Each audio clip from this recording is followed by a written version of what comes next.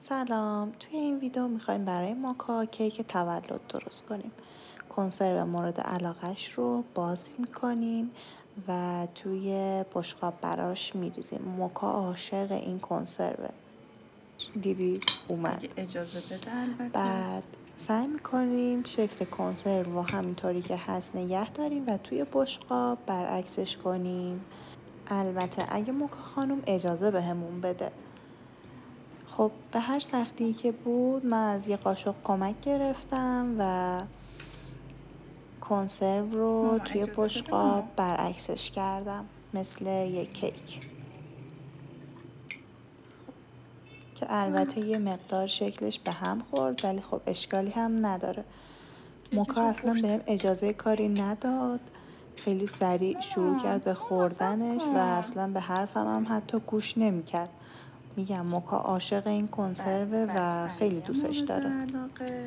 با بستنی مورد علاقش تزیینش کردم ولی خب موکا خانوم بهمون اجازه نداد که اصلا کار دیگه ای بکنیم. سعی کردم با تشویقی مورد علاقش و بستنی که دوست داره شبیه به یک کیک تزیینش بکنم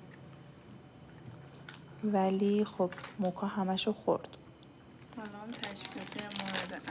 تشویقی دریمز تشویقی مورد علاقه موکاست. موکا خیلی این تشویقی رو دوست داره. برای همین روی کیکش چند تا تشویقی دیگه هم گذاشتم.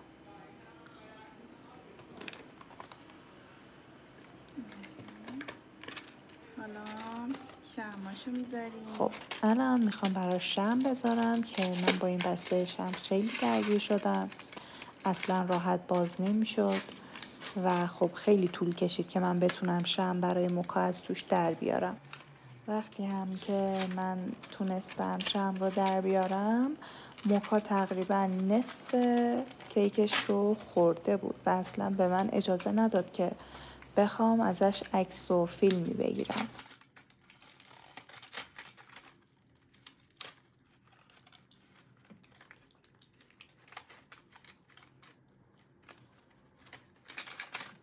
موکا ماما همشو خوردی.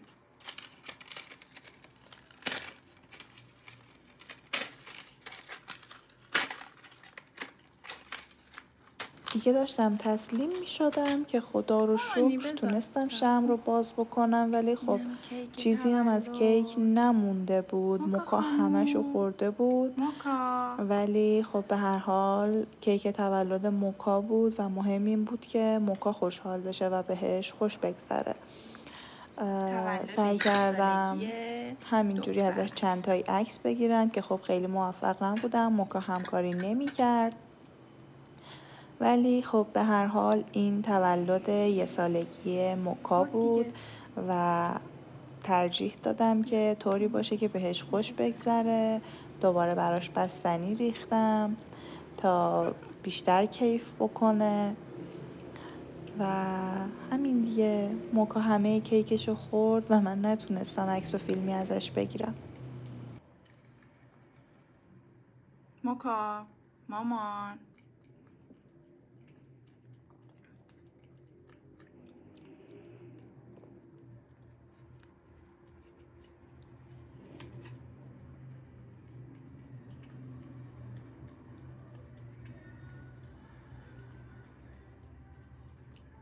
دیگه وقتی دیدم داره میخوره و منم نمیتونم کاری بکنم شمعشو برداشتم.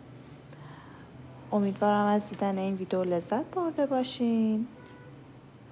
تولد موکا مبارک.